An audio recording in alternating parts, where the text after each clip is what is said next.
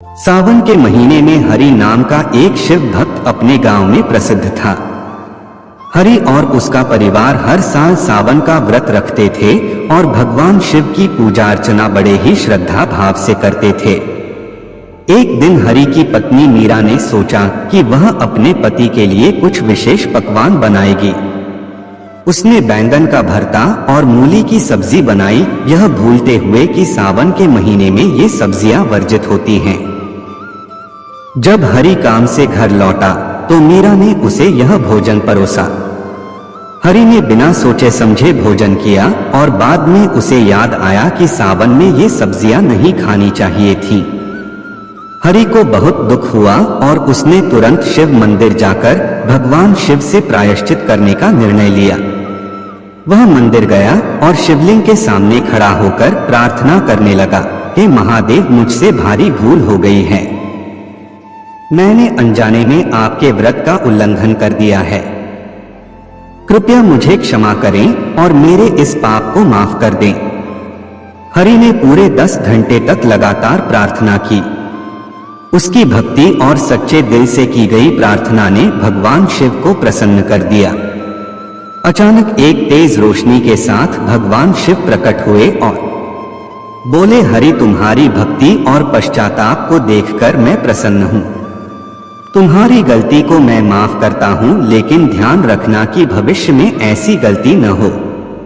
सावन के महीने में बैंगन और मूली का सेवन नहीं करना चाहिए क्योंकि यह हमारे धार्मिक नियमों का उल्लंघन है। हरि ने भगवान शिव को धन्यवाद दिया और उनके चरणों में प्रणाम किया। वह यह संकल्प लेकर घर लौटा कि वह और उसका परिवार भविष्य में इन नियमों का पालन करेंगे। इस घटना के बाद पूरे गांव में यह खबर फैल गई और सभी ने सावन के महीने में बैंगन और मूली का सेवन न करने का संकल्प लिया।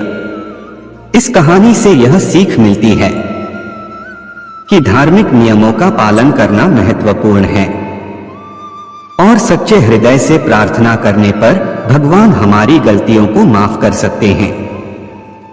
सावन के महीने में भगवान शिव की पूजा और व्रत के दौरान कुछ विशेष सब्जियां खाने से परहेज किया जाता है।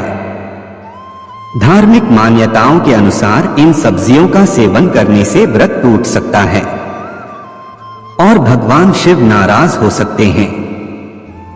यहां वे 5 सब्जियां दी जा रही हैं जिन्हें सावन के महीने में भूलकर भी नहीं बनाना चाहिए।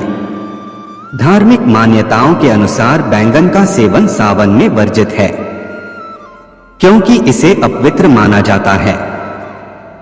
मूली को भी सावन के महीने में नहीं खाना चाहिए, इसे अपवित्र और व्रत के अनुकूल नहीं माना जाता है।